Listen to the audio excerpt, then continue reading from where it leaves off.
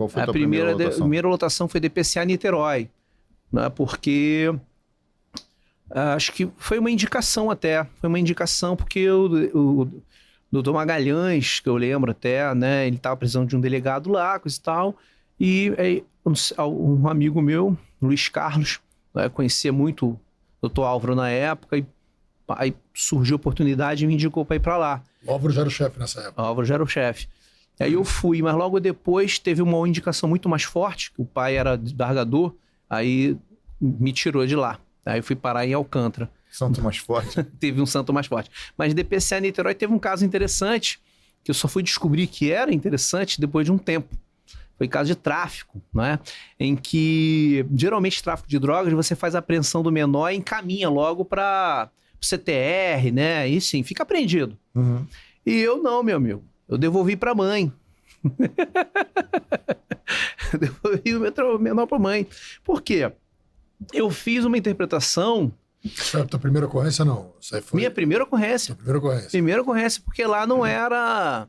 Lá não era... A DPCA Niterói, ela só fazia... Acho que ela só fazia... Ela ficava como central de flagrante no final de... Isso. Eu como plantonista, só ficava no final de semana como central de flagrante de criança e adolescente. Quer dizer, adolescente só, né? Porque só vai ser apreendido adolescente. Não obstante o ECA diga que ato infracional é praticado por criança e adolescente, mas só vai ficar apreendido adolescente. Aí, chegou lá, um adolescente. A história é que como é o primeiro caso, né, a gente acaba, assim, não esquecendo.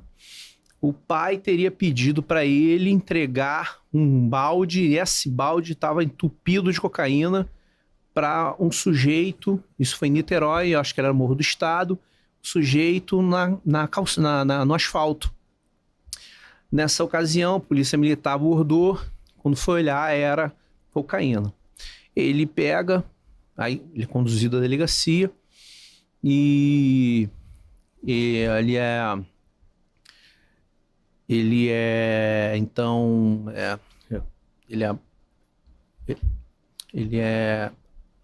né, conduzido, o pai não é encontrado, e o pai realmente, que é o grande pilantra da história, o grande salafrário da história, ele não é encontrado, está no morro, mas a gente pega a qualificação dele ali, até mesmo para extrair cópias, para mandar aquilo para a delegacia, para 7h30, para poder a gente instaurar inquérito, pedir prisão do cara depois, e chega a mãe dele, a gente consegue contato com a mãe chega ali, e eu entendo que aquela situação de risco, quem submeteu a pessoa, o menor, àquela situação de risco foi o pai, né?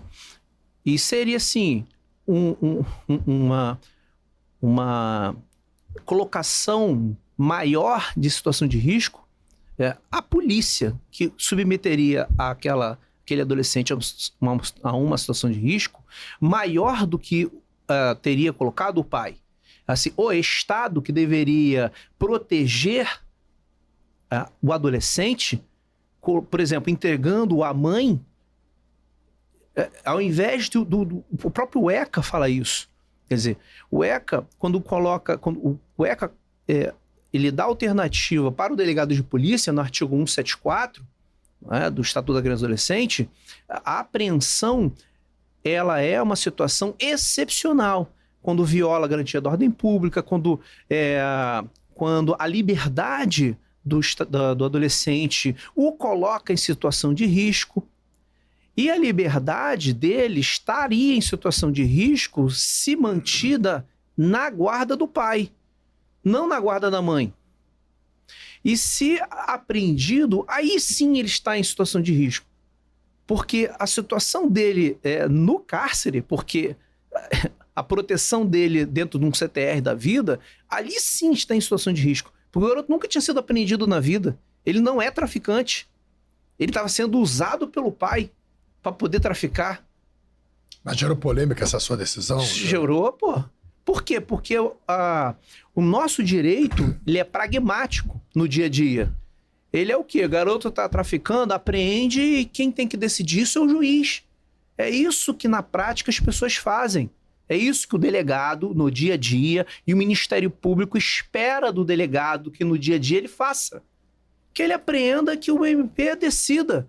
O Ministério Público está acostumado para que um delegado ele age de forma autômata, que ele não pense e que ele haja como se fosse um estagiário do Ministério Público. É isso que o Ministério Público pensa. É isso que ele espera no dia a dia. E eu não fiz isso. Entendeu? Então eu peguei, não é isso, não é bem assim. Não tô querendo falar bem de mim mesmo na minha frente, não. Tô falando que eu, pela ingenuidade de não estar nesse sistema de rotina autômata do dia a dia, assim, como era a minha primeira ocorrência, eu estava ali interpretando a lei com liberdade, porque na verdade eu estava fora do sistema, era a minha primeira ocorrência. Assim, essa é a curiosidade da questão.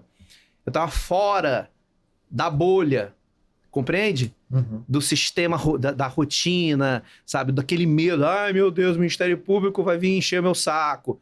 Eu tava fora disso. Eu tava livre. Nem sabia que eles enchiam o saco. Eu não sabia que eles enchiam o saco, exatamente. Pra mim, os caras, pô, eram parceiros, né? Pô, o cara, interpretou pra mim, eles respeitavam a interpretação dos outros sem nenhuma malícia, sem segundas intenções. Depois eu vim a descobrir que não. Que tem uns que respeitam, mas tem uma grande parte que não. Tem uma grande parte que são...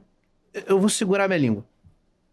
E aí, tanto que na época a promotora, eu tive com ela, aí eu entreguei, fiz um termo de responsabilidade e entreguei para a mãe, fundamentei tudo isso, disse que ele não estaria em situação de risco se fosse entregue para a mãe e que era papel do Estado proteger a criança, o adolescente. E que não estaria protegendo o adolescente se eu entregasse ele para o cárcere. Né? Eu faria, que apreendê-lo seria uma exceção. E naquela hipótese não via violação à ordem pública, nem muito menos desproteção se ele tinha uma mãe. Né? Acabou. E acho que o fato também que talvez mereça consideração é que você está lá vendo o adolescente e ao conversar com ele, ao abordar, Sim. você percebe que aquele garoto foi usado ou percebe que ele é um tralha. Você teria essa capacidade de perceber, não, sim. esse moleque é tralha, esse Baroto moleque aqui... bem cuidado. Não, esse moleque aqui, pô, dá pra ver que o moleque é abestalhado, fez um negócio ali. Porra, então é o momento ali também que... Exatamente, o olho no olho. Olho no olho, entendeu? exatamente. É o olho no olho. Isso não é negócio online. Tem coisas que, infelizmente, o nosso trabalho não dá pra fazer remotamente. A gente precisa estar lá percebendo a situação. É o que no sistema norte-americano se fala, que todos os conduzidos têm direito, que é o day of the court, que é o dia da corte, que é o direito à ampla defesa, que é o direito de estar de frente para o juiz ali. Você, eu não sou juiz, mas eu sou aquele que vai decidir se aquela pessoa vai ficar livre ou não.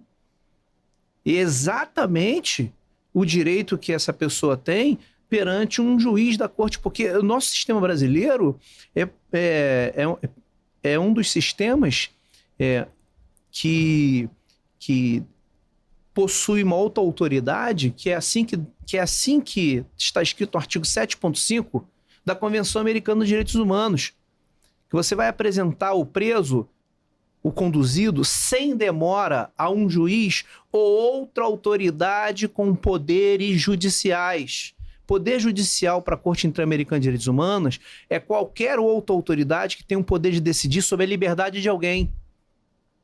E no Estatuto da Criança e do Adolescente, esse é o exemplo, assim, exemplo clássico